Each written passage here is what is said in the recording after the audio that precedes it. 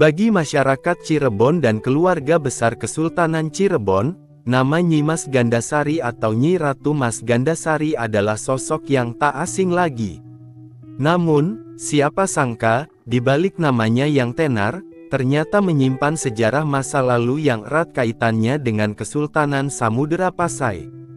Bahkan, disebutkan dalam Babat Cirebon, bahwa Nyi Mas Gandasari atau Nyi Ratu Mas Gandasari bukanlah nama aslinya.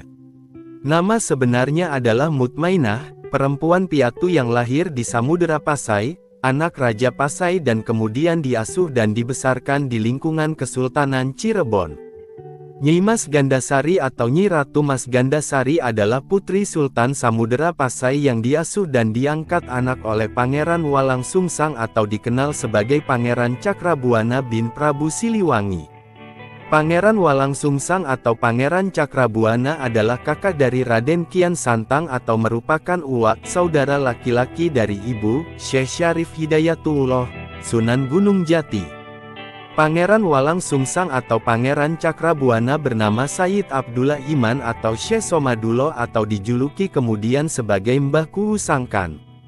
Berkuasa di Cirebon tahun 1460 sampai tahun 1479 Masehi. Makam beliau berdekatan dengan makam Syekh Syarif Hidayatullah, Sunan Gunung Jati, di Astana Gunung Sembung, Kota Cirebon, Jawa Barat, Indonesia. Pangeran Walangsungsang atau Pangeran Cakrabuana adalah pendiri Kesultanan Cirebon. Pangeran Cakrabuana lahir pada tahun 1423 Masehi dan wafat pada 1529 Masehi di Cirebon. Sementara Nyi Mas Gandasari dibesarkan di Cirebon dan menjadi murid dari Syekh Syarif Hidayatullah, Sunan Gunung Jati. Nyi Mas Gandasari ini kemudian dipercaya menjadi Panglima Perang Kesultanan Cirebon.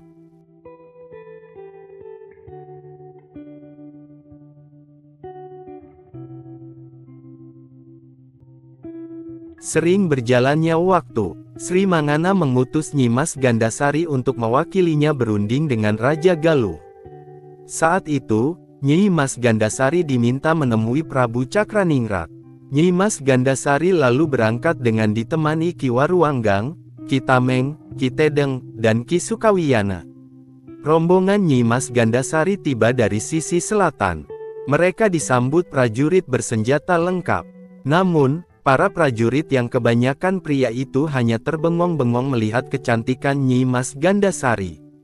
Meski demikian, mereka tetap waspada memperhatikan Nyi Mas Gandasari beserta rombongannya. Tanpa kesulitan, akhirnya Nyi Mas Gandasari berhasil menemui Prabu Cakraningrat yang saat itu sudah parubaya.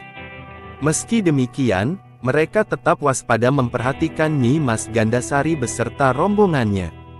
Tanpa kesulitan, akhirnya Nyi Mas Gandasari berhasil menemui Prabu Cakraningrat yang saat itu sudah parubaya.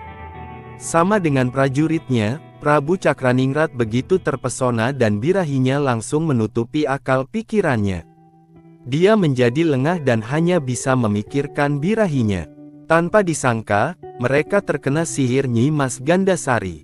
Prabu Cakraningrat baru sadarkan diri saat melihat Nyi Mas Gandasari berbalik badan dan mengambil kandaga emas di paninggih.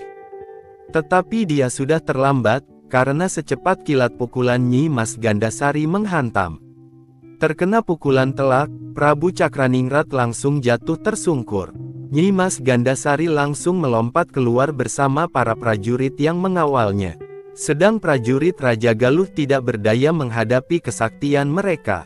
Sebenarnya, misi kedatangan Nyi Mas Gandasari bukan untuk berdamai, tetapi mengambil kandaga emas berisi abu jenazah guru Prabu Cakraningrat yang dimasukkan ke dalam cupu emas berbentuk ular yang disebut Orai Mas.